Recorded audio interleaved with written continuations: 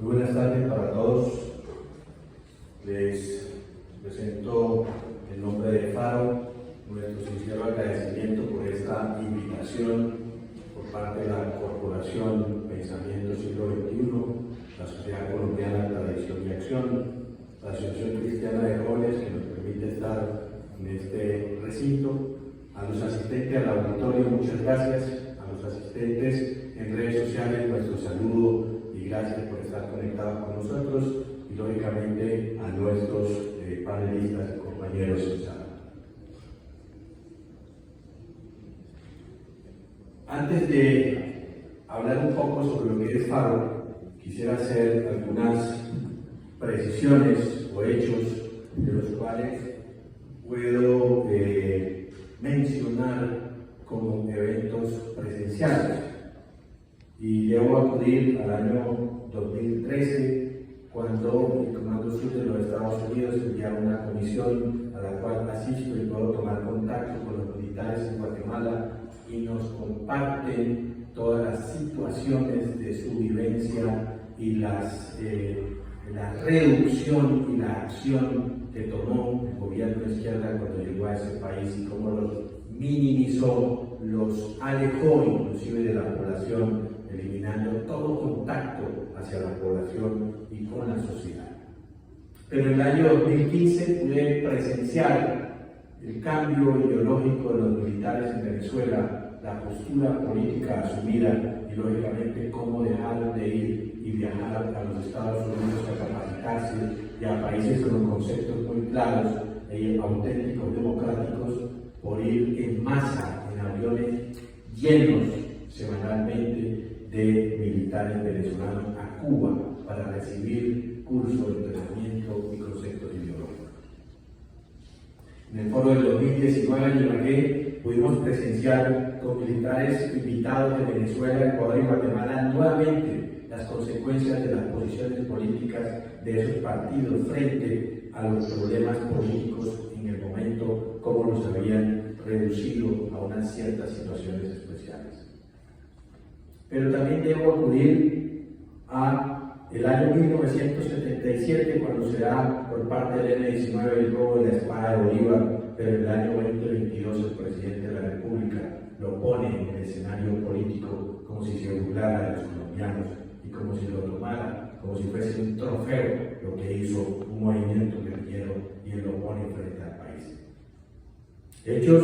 que no se pueden ocultar en el 2021, cuando Colombia es un país invitado a la Feria del Libro y un grupo significativo de personas con una identidad política de izquierda trata de ridiculizar al país frente a la opinión pública, hechos que hoy por hoy se demuestran en todo el contexto internacional en diferentes situaciones.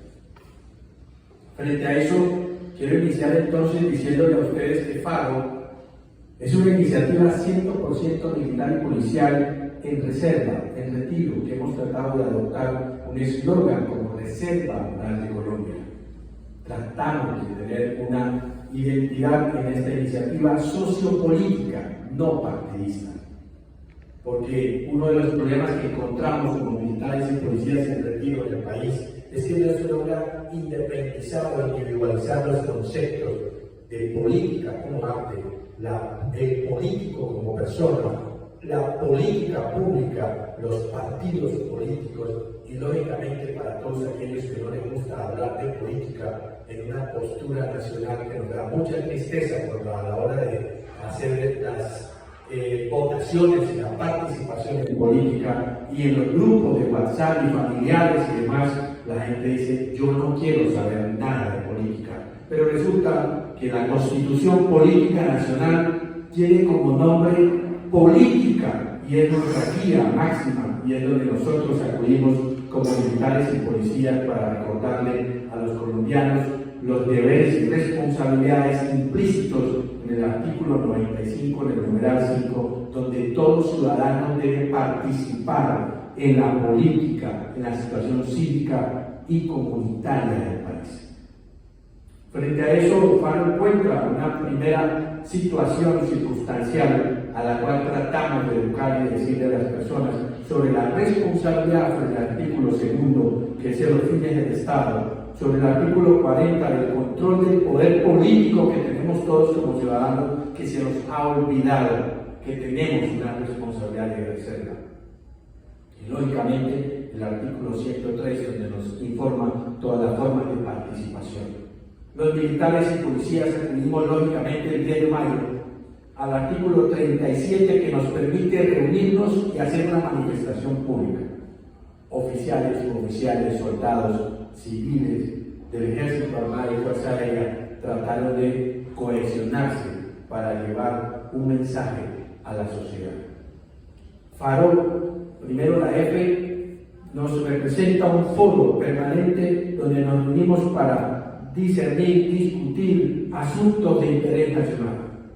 Ampliado porque tenemos claro hoy la necesidad de que debe ser nacional e internacional, y no solamente los militares y policías, sino cohesionados con la sociedad en todo sentido.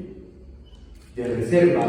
porque lógicamente tenemos la Ley 1861 del 2017 que nos permite tener una identidad, y la Ley 1979 que hasta hace unos pocos años en un país en conflicto se nos reconoce que somos veteranos por la situación que se vive en el país. Quiero recordarle a los asistentes y a todos los que nos siguen que no existe una reserva activa en Colombia, un concepto bastante equívoco, porque es que una reserva activa es cuando el presidente de la República saca un decreto, hace un llamamiento a reservas, lo uniforma, le entrega un fusil, un armamento y le asigna una misión específica. En ese momento en Colombia habrá una reserva activa. En Colombia existen los reservistas y los veteranos. Es organizada porque busca organizarse y estructurarse con la población en tiempo, modo y lugar. Y debo decir lamentablemente que el país tiene una de las problemáticas sociales, que es con sus militares y policías.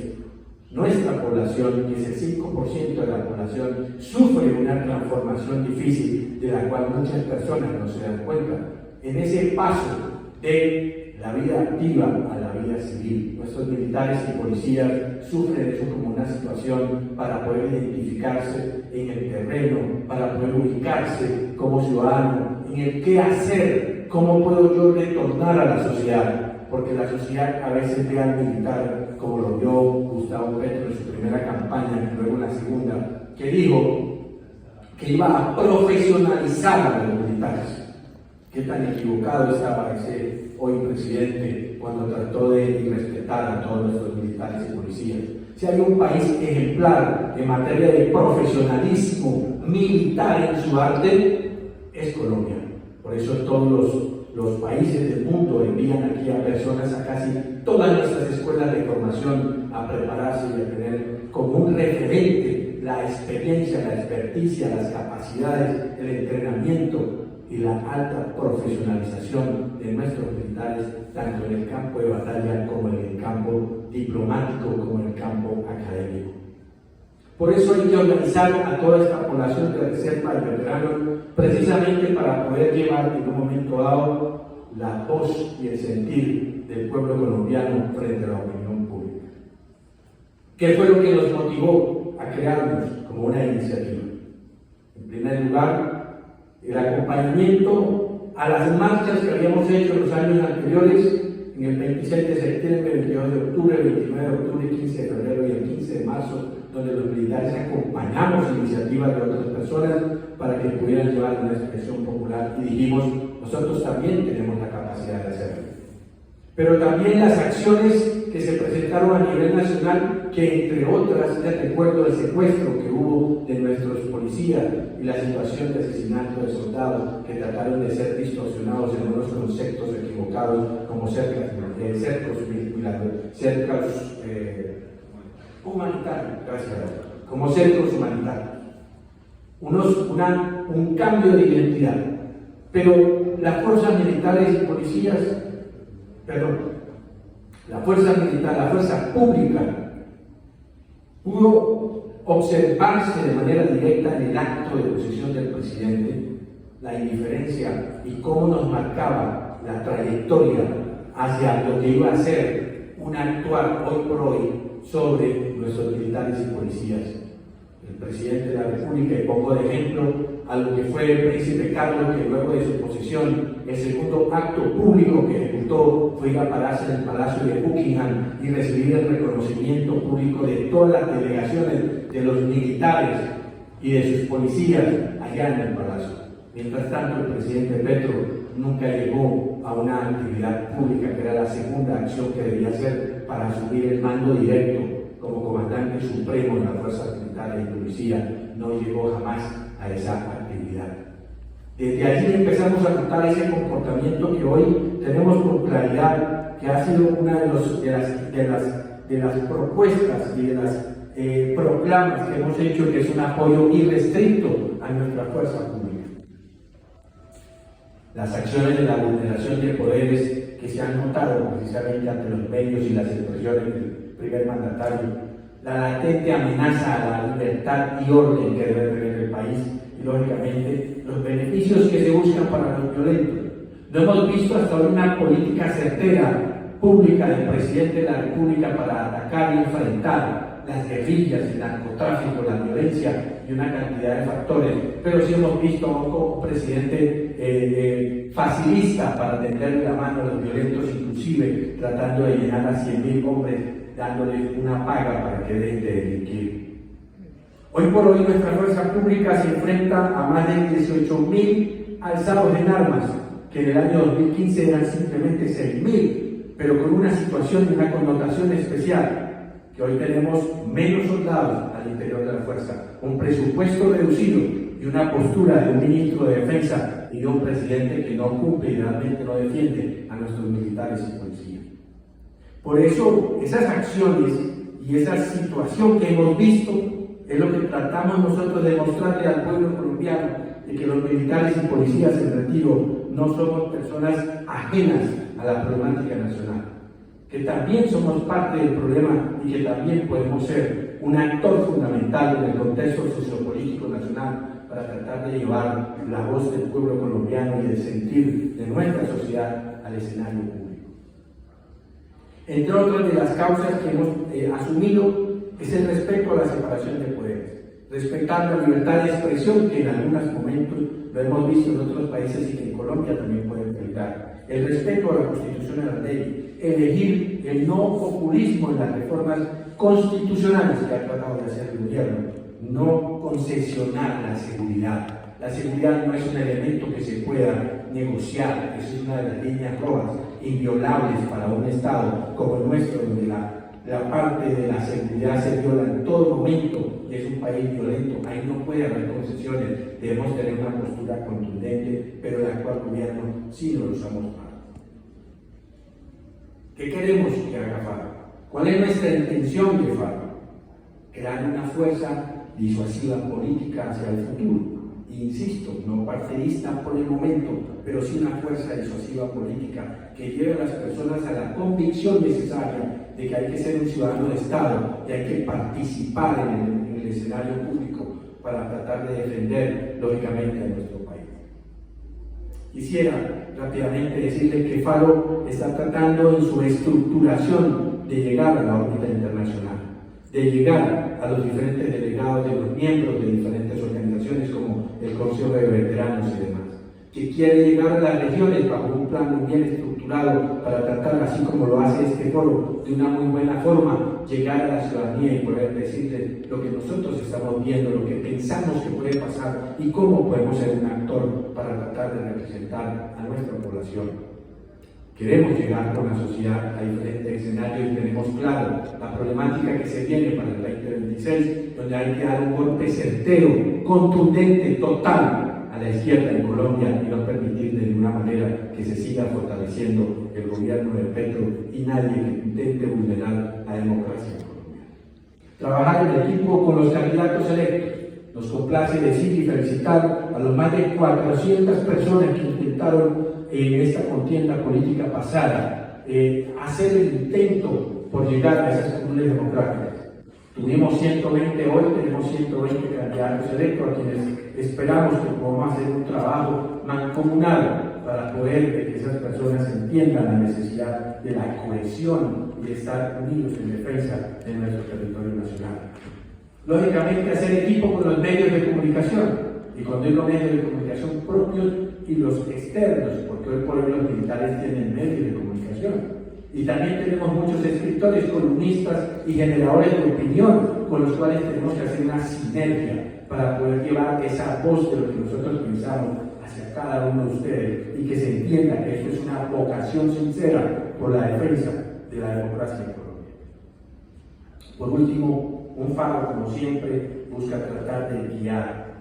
orientar, y esa es una de nuestras intenciones, que Faro, como una intención no partidista en este momento, se pueda convertir en esas personas que tienen una vocación y que han tenido la vocación de servicio al Estado colombiano para guiar al pueblo que lógicamente sufre las consecuencias de todo lo que le ocurre y todo lo que le pasa a nuestro país. Hoy por hoy, todos los integrantes de Faro estamos en una serie de fases y procesos tratando de estructurar ideas, planes concretos, estrategias para presentárselas a la comunidad, a la sociedad, a la población, porque sabemos y tenemos muy claro que el enemigo oculto, el enemigo abierto, el grupo armado, el terrorista, nos lleva años luz en el contexto sociopolítico, ganando espacios, y hay que rápidamente cerrar esa brecha, porque no queremos en ningún momento que nuestro país se pueda convertir en un segundo Venezuela, en un Nicaragua, en un Cuba o en nada de esas intenciones que pueda afectar al pueblo colombiano. Respetados oyentes, respetados asistentes y compañeros de SAC, Faro hoy busca hacer la moral,